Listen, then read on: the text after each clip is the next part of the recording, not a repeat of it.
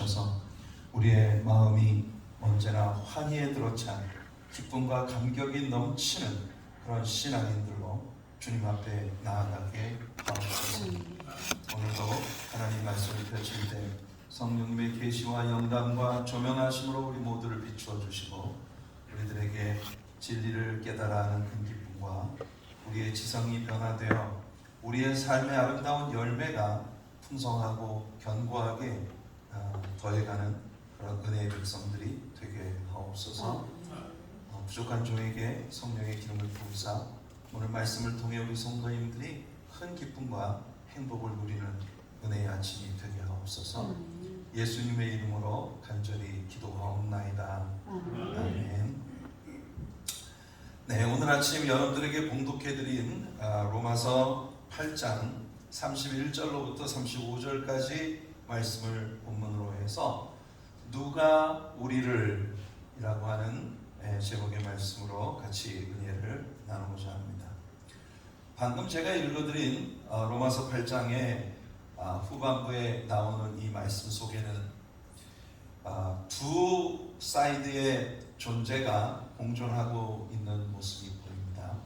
한쪽은 끊임없이 우리를 괴롭히고 공격하고 우리들에게 도전을 해오는 사이드가 있어요.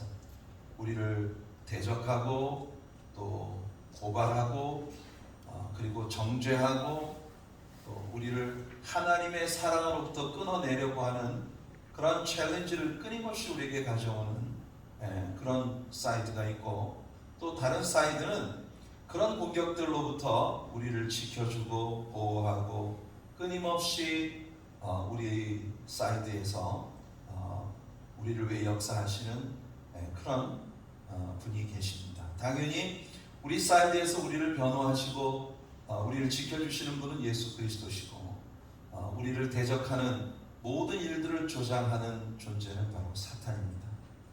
이 로마서의 후반부에 나오는 이 구절들은 이렇게 명백한 두 사이드의 치열한 싸움이 여러분들을 사이에 두고 끊임없이 전개되고 있다는 것을 우리들에게 보여주고 있죠. 오늘 우리가 읽은 이 본문 말씀에서 바울은 네 가지 아주 역설적이고 도전적인 질문을 던지고 있는데요. 하나님께서 내 편에 계시다고 하는 확고한 믿음과 신뢰가 있기에 바울은 이 생명력이 넘치는 질문들을 던질 수 있었습니다. 지금까지 우리가 공부해온 로마서의 모든 가르침들을 바탕으로 여러분들 모두가 다 바울처럼 이렇게 당당하게 선포하며 나갈 수 있는 확고한 믿음의 사람들이 되시기를 예수님의 이름으로 축복해드립니다. 바울은 첫째로 누가 우리를 대적하리요 이렇게 묻고 있습니다. If God be for us, who can be against us? Who can be against us? 누가 우리를 대적할 수 있느냐? 많은 사람들이 신앙생활을 하면서도 참 많은데 하나님에 대해서 오해의 마음을 좀 가지고 있는 것 같습니다. 하나님은 항상 우리들에게 뭔가 약간 적대적인 그런 마음을 가지고 우리를 지켜보시는 분이라는 생각을 많은 사람들이 가지고 있는 것 같아요. 항상 우리가 뭔가 실수하기를 이렇게 기다리시다가 뭐 조금이라도 잘못하면 금방 채찍을 들어서 우리를 때리고 하면서 우리를 교정하려고 하는 그런 굉장히 좀 뭔가 그 적대적인 그런 마음을 가지고 우리를 지켜보시는 분이라는 생각을 사람들이 가지고 있어요. 이런 생각을 가지고 있기 때문에 사람들은 자신들에게 뭔가 좋지 않은 일이 생기기만 하면 그 좋지 않은 일이 생길 때마다 바로 하나님을 원망합니다. 하나님 나에게 어떻게 이렇게 할 수 있습니까? 왜냐하면 필경 자신에게 뭔가 마음에 들지 않는 부분 때문에 내가 저지른 무슨 잘못 때문에 하나님께서 이 좋지 않은 일을 나를 징계하기 위하여 나에게 주신 것이라고 단정짓기 때문입니다. 뭔가 어려운 일이 생기면, 뭔가 문제가 생기면, 뭐 어떤 재난을 만나면, 아니면 여러분들이 정말 깊은 마음의 상처를 입을 수밖에 없는 그런 어려운 일이 생기면 우리는 즉시 생각하기를 하나님께서 나를 치셨구나. 그래서 내가 뭔가 잘못을 저지른 것에 대해서 하나님이 이런 식으로 나한테 징계를 하시는구나 하는 이런 생각을 하게 됩니다. 그러니까 이런 생각은요, 결국 신자들의 신앙생활을 언제나 뭔가 하나님께 좀 잘 보여보려고, 그래서 이런 징계와 좋지 않은 일들을 좀 면하기 위해서 하나님께 뭔가 좀 잘 보이거나 아니면 하나님께 인정을 받는 삶을 살아야겠다는 강박관념이 사람들의 신앙생활을 이끌어가는 힘이 될 때가 많다는 거예요. 그 강박관념 때문에 신앙생활을 하니 그 신앙생활이 얼마나 불편하고 피곤하고 어려운 것이겠어요. 그냥 안간힘을 쓰는 겁니다. 하나님 앞에 매 안 맞아 보려고. 어떤 사람들은 굉장히 자신의 믿음이 굉장히 좋은 그 믿음으로 사는 사람이라는 것을 간증하기 위하여 종종 그런 이야기들을 합니다. 하나님은 내가 기도를 하루에 2시간을 해야 되는데 2시간을 못 채우면 꼭 나한테 어디를 아프게 한다거나 어디를 친다거나, 그래서 나로 하여금 그 시간을 꼭 채우게 하시는 분이라고 이렇게 간증을 하시는 분들이 있어요. 이분은 자기가 하루에 기도를 몇 시간씩 하는지를 자랑하는 효과는 있을지 모르지만 하나님께 대해서 올바르게 프레젠테이션을 하고 있는 게 아니에요. 하나님은 그런 분이 아니십니다, 여러분. 기본적으로 사람들은 하나님께서 좋은 사람은 사랑하시고 나쁜 사람은 미워하시는 분이라는 생각을 갖고 있는 거예요. 우리는 되게 어렸을 때부터 우리 곁을 스쳐가는 모든 사람들을 좋은 편, 나쁜 편으로 양분하는 습관이 우리들에게 있습니다. 아주 어린 시절부터 그랬어요. 좋은 놈, 나쁜 놈. 예, 그래서 우리가 이제 제가 어렸을 때 말이에요. 저는 저희 아빠가 제가 초등학교 한 4학년 정도밖에 안 된 그런 어린 나이에 황야의 무법자, 무슨 뭐 석양의 뭐 썸띵 예, 이런 거, 또 그리고 그때 당시에는 제가 어린 시절은 6.25 전쟁, 한국 전쟁이 끝난 직후의 일이기 때문에 전쟁 영화가 참 많이 나왔어요. 예, 별로 내용은 기억나는 게 없습니다. 그냥 산 계곡에서 막 총싸움 하다가 막 죽대장해 막 이러면서 이런 기억밖에 안 나요. 그런데 어떻든 그런 이제 싸움을 하는데 제가 뭐 초등학교 4학년밖에 안 된 어린 나이니까 영화에 대한 스토리를 제가 제대로 잘 이해를 못하죠. 그러니까 조용할 때는 꼬박꼬박 졸아요. 졸다가 뭔가 총소리가 따따따따따 나면 그때 반짝 눈이 떠가지고 저희 아빠 귀에 대고 제가 묻습니다. 아빠, 어떤 놈이 좋은 놈이야? 어떤 놈이 우리 편이야? 예, 그냥 저는 세상을 아무것도 이해를 못해도 그냥 내 편, 네 편, 그렇게 모든 세상 사람들을 양분하는 그런 생각을 어린 시절에 갖고 있었던 겁니다. 그래서 모든 사람들을 생각할 때는 좋은 사람, 나쁜 사람. 우리 한국 영화 제목 가운데 좋은 놈, 나쁜 놈, 이상한 놈, 뭐 이런 영화 제목이 있었어요. 그래서 사람들은 누구나 하나님께서는 산타클로스 같은 그런 존재라고 생각을 하게 되는 경향이 있습니다. 여러분들 그 산타클로스에 대해서는 어린아이들이 부르는 노래가 있잖아요, 그죠? 울면 안 돼, 울면 안 돼, 산타 할아버지는 우는 애들에게 선물을 안 주신대. 산타 할아버지는요, 모든 사람들이 하는 일들에 대한 리스트를 다 가지고 있는 거예요. 그래서 그 산타 할아버지는 착하게 한 사람한테는 좋은 선물을 주고 못되게 군 애들한테는 절대 선물을 안 줘요. 그러니까 많은 사람들이 자신이 믿고 있는 하나님이 이런 부류의 분이라고 생각을 하게 된다는 겁니다. 문제는 정말 많은 크리스천들이 자신을 향하신 하나님의 사랑의 크기가 얼마나 대단한 것인지를 올바르게 이해하지 못한다는 겁니다. 사탄은요, 항상 여러분들을 향하신 하나님의 사랑에 대해 여러분으로 하여금 의심하게 만들어요. 아담과 하와를 속인 것도 바로 그 분야였어요. 하와에게 사탄이 다가와서 물었습니다. 하나님이 진짜 너를 사랑하는 것 같아? 하나님이 너를 사랑한다면 왜 저걸 먹지 말라고 그래? 네가 저걸 먹으면 어떻게 되는지 알아? 네가 저걸 먹으면 하나님처럼 되거든. 하나님은 절대로 너희가 하나님처럼 되는 걸 바라지 않으셔. 그러니까 끝끝내 하나님은 너희들을 종처럼 부려먹기 위해서 너희들이 하나님처럼 되지 못하게 하려고 이 선악과를 못 먹게 한 거야. 사탄의 궁극적인 목표는 뭐냐면은 사람으로 하여금 하나님이 나라를 사랑하신다는 전제를 의심하게 만드는 거예요. 그 일에 성공했기 때문에 아담과 하와는 그 선악과를 먹었고, 오늘날도 수많은 크리스천들에게 동일한 방법으로 사탄은 도전을 하고 있는 것입니다. 많은 때의 여러 가지 일들로 여러분들의 마음속에 하나님 진짜 나를 사랑하시나? 하나님 진짜 나를 사랑하신다면 어떻게 이런 일이 내게 벌어지게 만들 수 있어? 이런 식의 접근을 하게 만드는 거죠. 여러분, 제가 한 가지 여러분들의 신자로서의 성공의 힌트를 드릴게요. 마음이 어려우실 때, 여러분들의 삶에서 하나님의 사랑이 확실하지 않다고 느낄 때, 하나님이 진짜 나를 사랑하시나? 사탄이 여러분에게 와서 하나님이 너를 진짜 사랑하시는 게 아니야, 이런 챌린지를 가져온다고 느낄 때, 여러분 십자가를 바라보십시오. 십자가가 우리에게 하나님이 얼마나 어떻게 우리를 사랑하셨는지를 보여주고 있습니다. 여러분이 하나님께 잘 보이거나 아니면 하나님께서 여러분들을 사랑하실 수밖에 없는 어떤 공로도 세우기 전에 벌써 하나님은 자신의 사랑하는 독생자를 그 십자가 위에서 여러분을 위해 생명을 내려놓게 하셨습니다.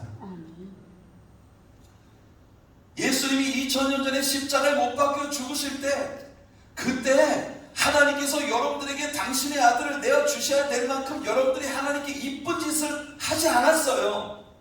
우리가 죄인으로, 한 사람의 죄인으로 이 땅에 태어나기도 전에 하나님은 벌써 우리를 사랑하셔서 우리를 위해 당신의 외아들을 십자가 위에 내어주어서 목숨을 내려놓게 하셨다는 겁니다. 그리스도는 상급받기에 합당한 의인을 위해서 죽으신 게 아니에요. 그리스도가 십자가 위에서 죽으신 것은 저주받아 마땅한 멸망받을 죄인들을 위하여 죽으신 것입니다. 요한일서 4장 9절과 10절이 이렇게 말합니다. 하나님의 사랑이 우리에게 이렇게 나타난 바 되었으니 하나님이 자기의 독생자를 세상에 보내심은 그로 말미암아 우리를 살리려 하심이라. 사람은 여기 있으니 우리가 하나님을 사랑한 것이 아니요 하나님이 우리를 사랑하사 우리 죄를 속하기 위하여 화목 제물로 그 아들을 보내셨습니다. 할렐루야. 우리가 먼저 하나님을 사랑하고 하나님께서 우리를 사랑할 수밖에 없는 예쁜 짓을 해서 예수님이 오신 게 아니고, 우리가 아직 죄인이었을 때 우리의 죄를 속량하기 위하여, 다시 말하면 영원한 지옥 불에서 우리를 구원하시기 위하여 하나님은 그 아들 예수님을 우리에게 보내주셔서 십자가에 피 흘려 죽게 하셨다는 겁니다. 바로 그 십자가 위에서 죽으신 예수님, 그분 자신이 니고데모에게 이렇게 말씀하십니다. 하나님이 세상을 이처럼 사랑하사 독생자를 주셨으니 이는 그를 믿는 자마다 멸망치 않고 영생을 얻게 하려 하시리라. 예수님이 오시기 전에는 우리가 다 멸망할 수밖에 없는 죄인이었단 말이에요. 그런데 하나님께서 우리를 사랑하셔서 우리를 위해 그 독생자를 내어주심으로 그를 믿는 자마다 멸망받지 않고 영생을 얻게 하셨다는 겁니다. 바울은 이렇게 묻습니다. 만약 하나님께서 당신의 사랑하는 아들을 우리를 위해 아끼지 않으셨다면 하나님이 그 외에 뭘 아끼시겠느냐? 우리를 위해 당신의 독생자를 내어주셨다면 그 아들과 함께 이 우리가 필요로 하는 모든 것들을 선물로 우리에게 주시지 않겠느냐? 오늘 우리 본문 32절에 바울이 말합니다. 자기 아들을 아끼지 아니하시고 우리 모든 사람을 위하여 내어주시니가 어찌 그 아들과 함께 모든 것을 우리에게 주시지 아니하겠느냐? 여러분, 하나님께서는 여러분들에게 아낄 것이 없는 분입니다. 왜냐하면 그 아들까지 내어주셨는데 하나님이 뭘 더 아끼시겠어요? 우리가 죄인이었을 때에도 그분은 우리를 사랑하셔서 그 아들을 내어주셨다면 지금 하나님의 자녀가 되어 하나님께 뭔가 기도하고 하나님의 뜻대로 살아보려고 몸부림치는 우리들, 비록 많은 때 실패하고 넘어지고 아직도 하나님을 기쁘시게 못하는 삶의 요소들이 우리 안에 존재하고 있을지라도, 여러분, 우리가 원수였을 때 우리를 위해 아들을 내어주신 그분이 지금 그래도 우리가 하나님의 자녀로 살아가고 있는데 얼마나 더 많이 우리를 아끼시고 우리를 위해 모든 선물을 주지 않으시겠느냐고가 우리 묻는 겁니다. 이미 하나님은 당신의 가장 큰 것을 우리를 위해 주신 분이세요. 그것은 하나님께서는 당신이 가진 모든 것을 우리에게 주려고 하신다는 걸 충분히 입증하고 있는 것입니다. 산상수훈에서 예수님은 반대의 방식으로 하나님의 사랑을 증명해 주십니다. 이번에는 악한 아비로부터 하나님의 사랑을 우리에게 가르치십니다. 너희가 악한 자라 하더라도 좋은 것으로 자식에게 줄 줄 알거든 하물며 하늘에 계신 너희 아버지께서 구하는 자에게 좋은 것으로 주시지 않겠느냐. 악한 아비라도 자기 자식에게는 좋은 걸 주고 싶어 하는데, 악한 아비이십니까 하나님이? 하나님이 얼마나 선하신 분이세요? 얼마나 위대하신 분이세요? 그런 하나님이 여러분이 지금은 그래도 하나님께 구하고 하나님의 자녀로 살아가려고 몸부림치는데 그런 여러분들에게 뭘 아끼시겠느냐고 묻고 있는 겁니다. 하나님은 우리의 이해를 초월하는 사랑을 하고 계십니다. 그리고 하나님은 우리에게 가장 좋은 것을 주고자 하시는 분이에요. 이렇게 크신 하나님의 사랑을 이해한다면 우리도 바울처럼 말할 수 있습니다. 누가 나를 대적하리요? If God be for us, 하나님이 내 편이시라면 Who can be against us? 누가 나를 대적할 수 있겠느냐? 우리의 대적자는 사탄입니다. 그리고 사탄의 대적의 방법은 항상 우리를 향한 하나님의 사랑을 의심하게 만드는 거예요. 그래서 신앙생활에서 진을 빼게 만드는 겁니다. 얼마나 많은 사람들이 신앙생활을 굉장히 피곤한 마음으로 하고 있습니다. 예수를 믿어야 된다는, 안 믿으면 지옥 간다고 하니까 그냥 그래도 교회는 다녀야 되고, 교회를 가자니 교회 생활이 깊어감에 따라 이런저런 직분도 주고 이런저런 일들도 시키고, 근데 하나님의 페이버를 얻지 못하면 하나님께 매를 맞을까봐 그래서 피곤하기 짝이 없는 신앙생활을 하고 있는 이들이 얼마나 교회 안에 많습니까? 오늘 이 시간에 교회에 나온 분들 중에도 교회를 가야 되기 때문에 싫은 걸 억지로 나와서 앉아 계신 분이 없겠습니까? 여러분, 그런 신앙생활은 우리를 얼마나 피곤하게 만들고 무슨 핑계만 있으면 당장 그만두고 싶게 만드는 그런 상황 가운데서 얼마나 아슬아슬하게 교회 생활을 유지하고 있는 이들이 교회 안에 많느냐 말입니다. 여러분, no sweat. 여러분, 진땀 빼면서 신앙생활을 하지 마세요. 신앙생활은 여러분들이 겨우 하나님의 페이버를 좀 얻어보려고 안 되는 걸 억지로 몸부림치는 게 아닙니다. 이미 하나님께서 여러분들을 사랑하셨다는 걸 알기에 하나님과의 사랑에 빠지는 일이에요.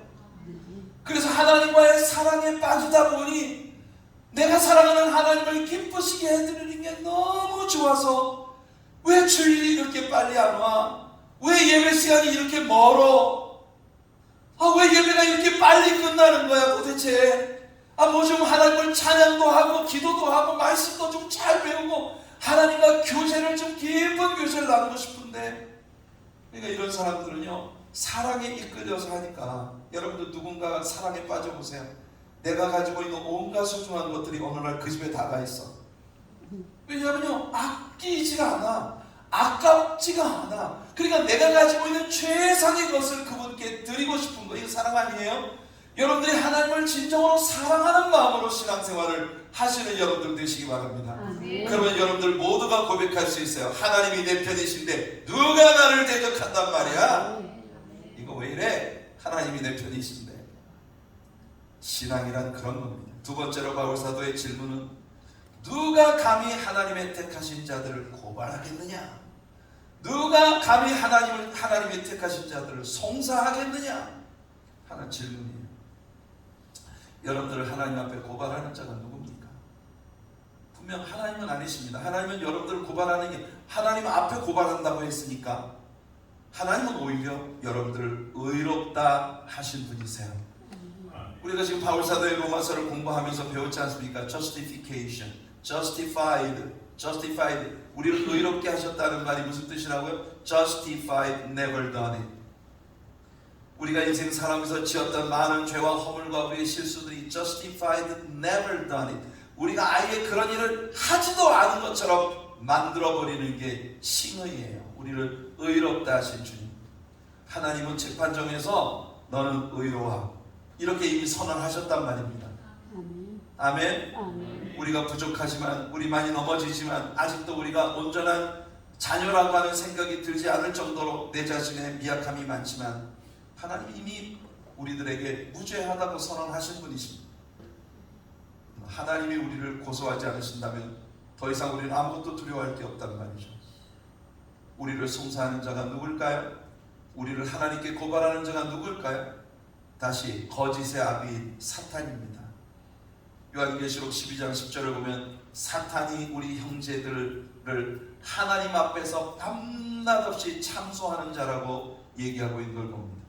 하나님 앞에서 우리 형제들을 밤낮 없이 참소하던 사탄이 하늘로부터 이 땅에 쫓겨났다. 여러분, 욥기에서 우리는 마귀가 욥에 대해서 하나님께 끊임없이 참소하는 자라는 걸 배웠습니다. 천사들 사이에 섞여서 사탄은 하나님 앞에 나와 욥을 우리 손에 한번 맡겨보십시오. 욥의 믿음이 가짜라는 걸, 욥이 별 볼 일 없는 인간이라는 걸 우리가 증명해 보이겠습니다. 이게 사탄의 도전이었어요. 사탄은 오늘도 하나님 앞에 나아가 여러분들에 대해 끊임없이 참소합니다.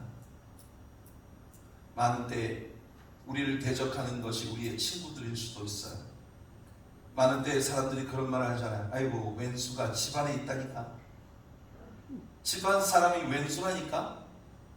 우리는 왼수가 멀리 있다고 생각하는데 살다 보니 아주 내 가까이에 있는 사람들이 나에게 원수 노릇을 할 때가 있단 말이에요. 다윗의 경우도 마찬가지죠. 욥의 경우를 한번 생각해 봅시다.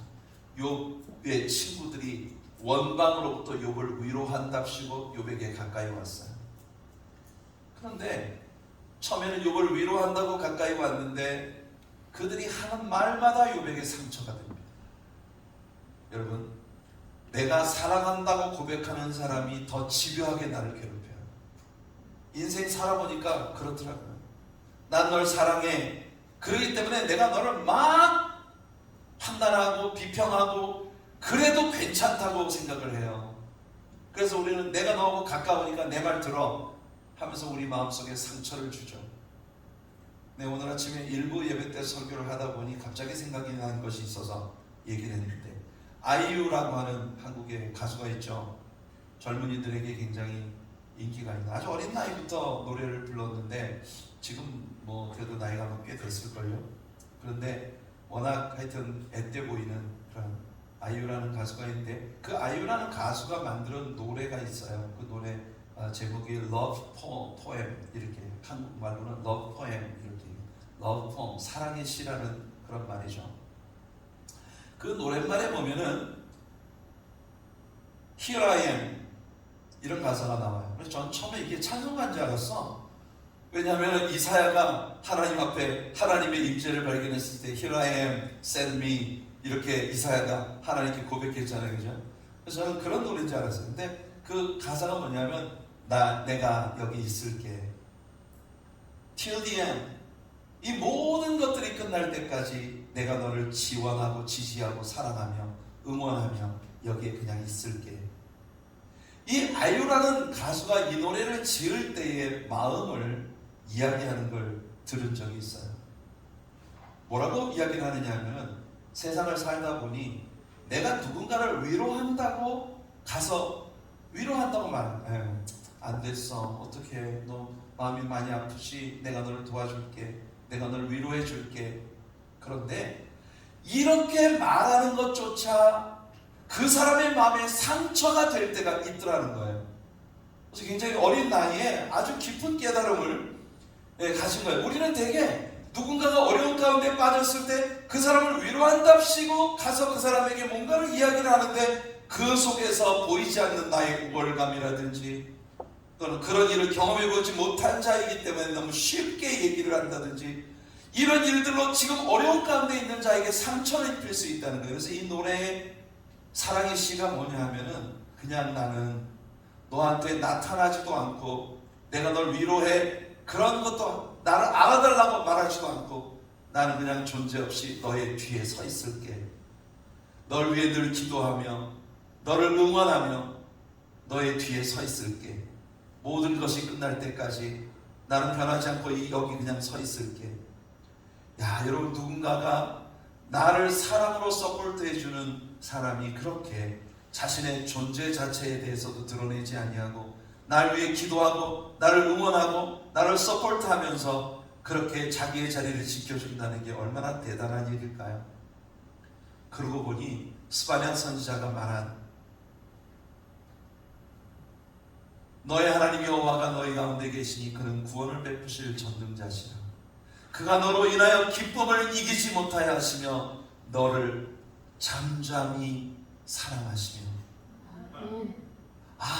제가요 그 아유라는 사람의 그 노래의 가사가 하나님께서는 우리를 사랑하실 때 하나님이 우리를 사랑한다면 막 소문내고 광고하고 안 하셔도 잠잠히 하나님은 아무 말씀 안 하셔도 늘 같은 자리에서 같은 방법으로 우리를 지켜주시고 응원하고 사랑하시고 우리를 도와주시는 분이라는 겁니다. 욥의 친구들이 욥에게 와서 친구랍시고 응원한답시고 곁에 왔지만 입 열 때마다 욥에게 상처를 줬어요. 다윗의 경우도 그의 가장 절친했던 친구인 아히도벨이 다윗의 아들 압살롬의 반란에 동참을 해서 다윗에게 큰 상처를 입혔습니다. 그때 다윗이 지은 시가 시편 55편이죠. 시편 55편 12절로 14절에서 다윗이 이렇게 말합니다. 나를 책망하는 자가 원수가 아니라 원수일진데 내가 참았으리라. 그래, 원래부터 원수였다면 내가 참을 수 있었겠지.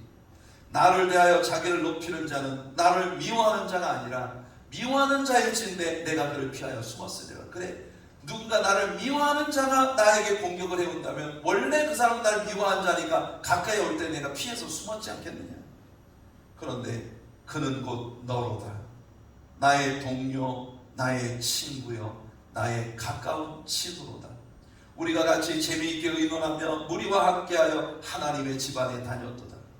언젠가 같은 교회 안에서 같이 섬기면서 그냥 재미있게 이런저런 이야기도 나누고 깔깔거리고 웃기도 하고 그렇게 좋은 시간을 보냈던 이 사람은 나의 절친이라 절대로 나를 떠나지 않고 절대로 나를 배신하지 않을 거라는 신뢰를 가지고 있었던 사람이 내게 발꿈치를 들고 내 등에 칼을 꽂는단 말이죠.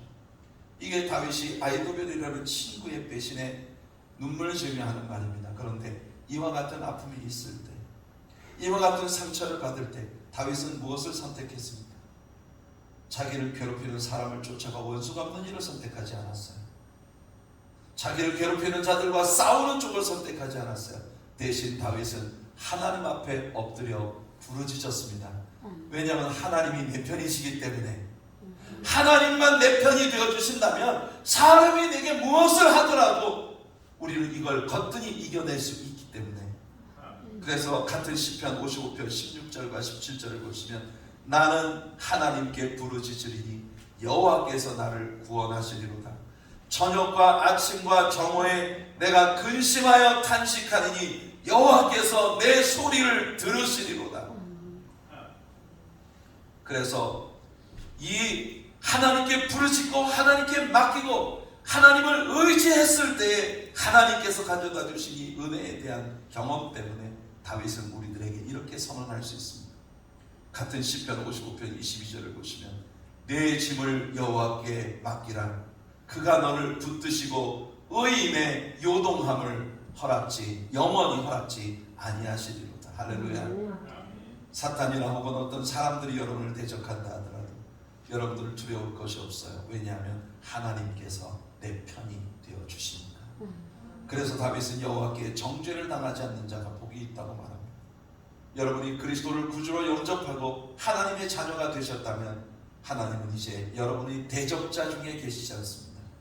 그러므로 여러분은 행복자입니다. 천만인이 나를 불러 진칠지라도 나는 두려워 아니하리로다. 나의 머리를 드시는 분, 나의 구원자가 되시는 분 여호와 하나님이시기 때문에 시편 3편에서 다윗이 선언했던 것처럼 여러분들 이 믿음을 가지기를 축복합니다. 세 번째로 바울은 다시 이렇게 묻습니다. 누가 정죄하리요? 예수님은 여러분들을 정죄하지 않으셨어요. 그는 오히려 여러분들의 죄를 사하시기 위해 여러분들을 위해 죽으신 분이십니다.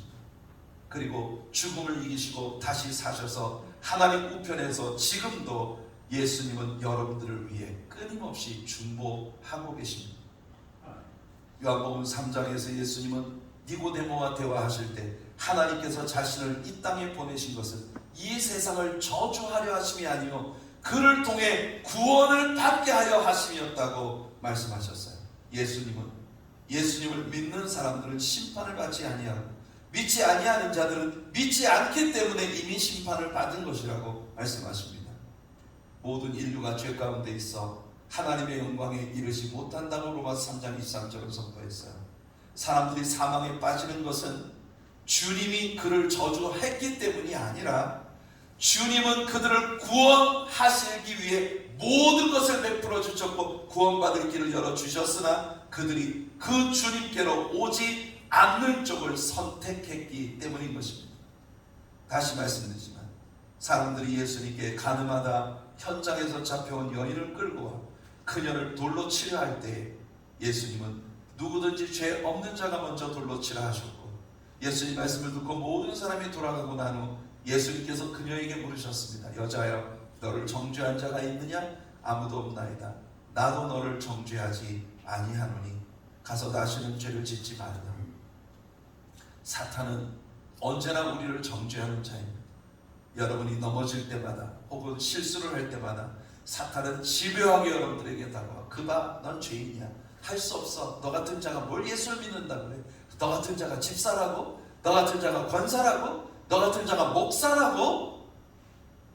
사탄은 끊임없이 여러분들에게 다가와 여러분들을 참소합니다. 그는 여러분을 낙심시키고 결국 주님을 따르는 일은 나에게 주어진 일이 아니라고 생각을 하고 하나님을 섬기는 일을 포기하게 만드는 거예요. 사탄을 언제나 여러분들로 하여금 하나님의 강하심보다 여러분들의 연약함에 더 포커스하게 만드는 겁니다. 사탄은 여러분으로 하여금 하나님의 사랑을 의심하게 함으로써 하나님의 사랑을 받아보려고 불쌍한 안간힘을 쓰는 불쌍한 종교인이 되게 만드는 거예요. 사탄은 계속해서 여러분에게 여러분이 구원받기 합당치 못한 존재라는 것을 일깨우려 합니다. 그렇게 사탄에게는 언제나 여러분에게 강력하게 제기할 수 있는 소송의 거리들이 있는 거예요. 그러나 예수께서 우리 죄를 위해 죽으셨습니다. 그리고 다시 사셨습니다. 그리고 하나님 우편에서 지금도 우리를 위해 계속해서 중보하고 계십니다. 그래서 로마서 8장 1절로 우리가 다시 돌아가 보면 뭐라고 합니까? 그러므로 이제 그리스도 예수 안에 있는 자에게는 결코 정죄함이 없나니. 아멘. 아멘. There's therefore now no condemnation. 우리가 예수 그리스도 안에 있다면 더 이상의 condemnation, 저주가 우리에게 없단 말이에요. 우리가 넘어졌을 때 성령님은 때로 우리에게 가책을 주십니다. 그러나 그것은 저주하기 위함이 아니라 하나님과의 건강한 교제 가운데 다시 돌아가게 하기 위한 하나님의 사랑이죠. 우리가 넘어졌을 때 사단은 우리에게 다가와 이제 하나님과의 교제가 불가능한 존재가 됐어라고 우리를 속여 우리를 낙담시키려 합니다. 사단이 우리를 하나님께로부터 멀어지게 하려 할 때 성령님은 우리를 하나님께로 더 가까이 이끌어 주시는 분이십니다. 마지막으로 바울은 한 가지 질문을 우리에게 더하는데요. 누가 우리를 그리스도의 사랑에서 끊으리요? 라고 말합니다. 35절이에요. 누가 우리를 그리스도의 사랑에서 끊으리요? 환난이나 곤고나 박해나 기근이나 적신이나 위험이나 칼이랴? 여기 바울이 제시하고 있는 리스트들을 보세요. 환난, 인생 살다 보면 trouble, tribulation, 고난과 아픔들을 만날 때가 얼마나 많습니까?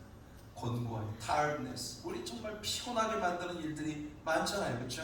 핍박, 박해, 사람들로부터 persecution, 우리가 신앙을 가지고 있다는 것 때문에 얼마나 많은데 사람들로부터 박해를 받습니다. 기근, famine, 우리에게 질병과 기아를 유발시키는 이런 기근, 모든 사람들에게 두려운 것이죠. nakedness, 적신, 뻘거숭이가 되는 것. 우리가 의지하고 사랑하는 모든 것들을 다 잃어버리고 완전히 nakedness, 벌거벗은 자처럼 그렇게 모든 걸 상실하게 되는 것. 위험, 칼, 이런 것들을 다 두려워하는 것들이에요. 그렇지만 바울은 선언합니다. 이 무엇도 우리를 향한 하나님의 사랑을 끊을 수 없다고 선언합니다. 바울은 스스로 자신의 질문에 대답하기를 우리를 사랑하시는 자로 말미암아 우리가 이 모든 것을 넉넉히 이길 수 있다. We are more than conquerors through Him who loves us. 우리를 사랑하시는 그분을 통하여, 그분으로 말미암아 우리는 이 모든 것들을 넉넉히 이길 수 있다고 선언합니다. 바울은 다시 사람들이 대단한 것이라고 생각하는 여러 가지 것들을 리스트합니다. 38절 39절을 보시면 내가 확신하노니 사망이나 생명이나 천사들이나 권세자들이나 현재인이나 장래인이나 능력이나 높음이나 깊음이나 다른 어떤 피조물이라도 우리를 우리 주 그리스도 예수 안에 있는 하나님의 사랑에서 끊을 수 없으리라. 여러분, 바울이 여기서 리스트업하고 있는 것들을 보세요. 사망의 두려움, 생명의 갈망, 천사들을 추종하는 신비주의, 권세자들에 대한 두려움, 현재일의 염려, 장래일에 대한 불안감, 힘있는 자들에 대한 한청, 높은 것들의 동경, 깊은 것에 대한 두려움, 다른 어떤 피조물들에 대한 우상 숭배, 사상들, 이런 모든 것들이 크리스천으로서의 우리들의 삶에 위협이 되는 존재들이지만 이런 모든 것들로부터 우리는 넉넉히 이긴다. We are more than conquerors. 우리는 챔피언들입니다. 할렐루야. 이런 모든 것들이 우리의 신앙의 순수함과 열정을 위협하지만 바울은 담대히 선언합니다. 이런 것들 중 어느 것도 우리 주 예수 그리스도 안에 있는 하나님의 사랑으로부터 우리를 끊어낼 수 없다고. 그러니까 바울이 의지하는 것은 주님의 사랑이에요.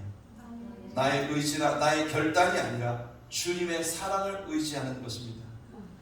바울은 로마서 8장에서 크게 네 가지 질문을 던졌어요. 누가 우리를 대적하리요? 누가 우리를 고발하리요? 누가 우리를 정죄하리요? 누가 우리를 하나님의 사랑으로부터 끊을 수 있으리요? 이 네 가지 질문에 답은 언제나 하나입니다. 우리가 예수 안에 있다면. 믿습니까? 우리가 예수 안에 있다면 이 네 가지, 이 도전적인 질문들에 대한 대답은 완전히 우리에게 내려졌습니다. 성부 하나님은 우리를 사랑하셔서 우리를 위해 그 아들을 주셨고, 성자 예수님은 십자가 위에서 우리를 위해 죽으셨고 다시 사셨으며 하나님 우편에서 우리를 위해 중보하고 계시며, 성령 하나님은 예수님과 하나님께로부터 우리에게 보냄을 받아 우리 안에 오셔서 우리의 연약함을 이기게 만드시며 기도 가운데로 각양 은사와 나타나심 가운데로 능력 있는 성도의 삶 가운데로 우리를 인도해 주십니다. 성부 하나님, 성자 예수님, 성령 하나님, 이 삼위 하나님께서 우리와 함께 하실 때, 우리가 그분 안에 있을 때 우리는 드림팀입니다. 할렐루야. 이 세상 그 누구도 우리를 대적할 수 없고 우리 고발할 수 없고 정죄할 수 없고, 그분 안에 있는 우리를 향한 하나님의 사랑으로부터 우리를 끊어낼 수 없다는 거죠. 그래서 오늘 우리의 본문의 첫 문장에 나타난 바울의 처음 질문으로 다시 돌아가 마치겠습니다. 이 일에 대하여 우리가 무슨 말 하리요? 이 말은 우리가 이 일에 대해서 말할 필요조차 없다라고 하는 선포인 것입니다. 여러분들 중 어느 누구도 사탄에게 속지 마시고, 여러분들의 신앙생활이 하나님과의 깊은 사랑에 빠져서 내가 사랑하는 그분을 기쁘시게 하기 위해 너무너무 행복해서 여러분들 오늘 교회에 오는 일도 너무 행복한 일입니다. 때로는 여러분들 오늘 일부 예배 때 우리 연합 찬양대가 불렀던 찬양의 가사가 그런 가사였어요. 눈물 나는 일 많지만 하나님께 기도할 수 있고, 억울한 일 많지만 주님을 위해서 참아낼 수 있는 나는 행복한 자로다. 성도 여러분, 이것이 신자의 행복입니다. 오늘 이런 행복이 신앙인으로서 여러분들의 삶을 이끌어가는 귀한 복이 있기를 축복합니다.